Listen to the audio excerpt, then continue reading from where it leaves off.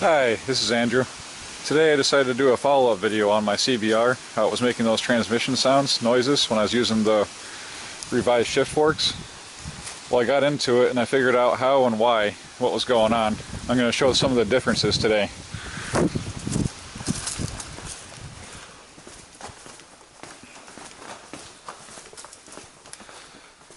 Okay, and here I have some of my old shift forks and some of the revised shift forks.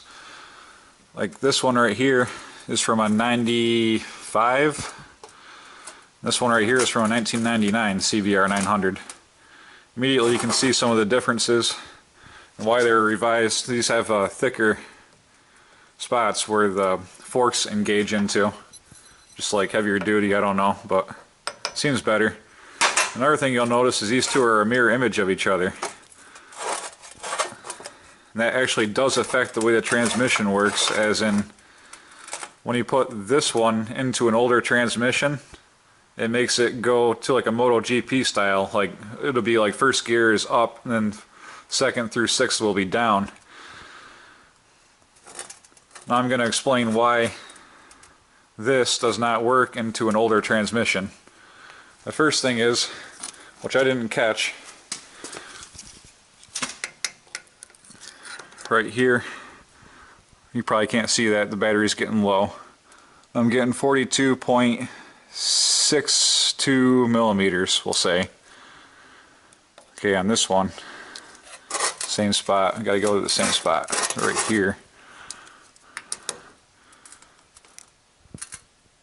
41.01, or 41 basically millimeters. So right there you can see a problem. What that does is what was happening with my bike is it was making that grinding sound because the middle shift fork was actually pushing like against the gear, and it was making it slightly touch and grind against another gear, so it throws the engagement all off. And I never would have noticed that. I never would have seen it until I actually measured and checked it all out. But there's a couple benefits that I would have thought to use in the revised one, like the star pattern here is just a better design. It's not so notchy and edgy looking. And these things right here, the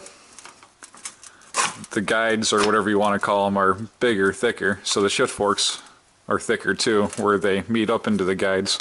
You see how that fits there? This is a revised fork, and it will not fit in any of these. This is the original 95 shift barrel. Now what did this shift barrel in, this is a very common problem. See if I can find it.